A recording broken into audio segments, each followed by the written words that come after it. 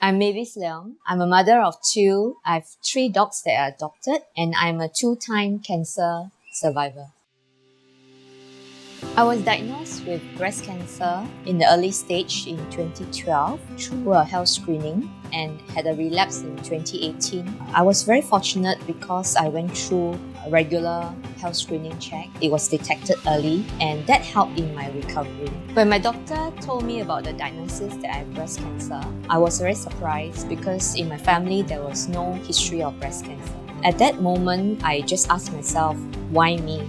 But at the back of my mind, I have peace because I know that I have sufficient coverage in critical illness and hospitalization. So I'm not worried about being affected financially. So in fact, I took about 2 months leave from my work just to focus on getting well. In 2012, I was able to claim more than $500,000 from my critical illnesses policies. After recovery, I go for my regular health screening as well as follow-ups with my oncologists and my specialists. I realized I was fortunate to have early diagnosis. Cancer is not a death sentence. You just have to stay happy, healthy, exercise, do your health screening, and have enough coverage.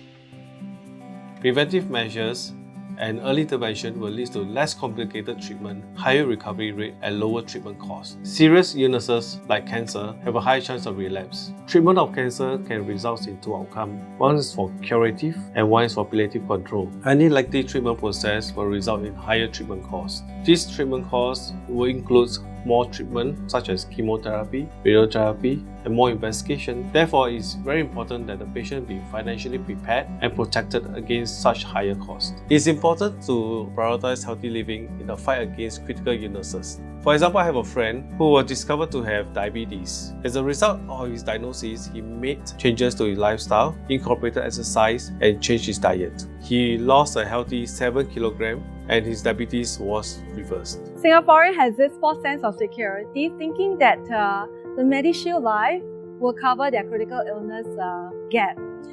But actually, these two needs are very different. One covers the hospitalization and the other one covers the critical illness. So what we try to do in AIA is try to help customers to understand that these are the 2 different needs. Instead of trying to think about how we should reinvent the critical illness plan in the market, we ask customers who already has chronic conditions, as well as people who survive from a critical illness condition. They realize that they have got not adequate enough coverage. So at AIA Singapore, this is something that we aim to see how we can help more people to make sure that their critical illness are being protected. Most of the Singaporeans actually have a huge gap.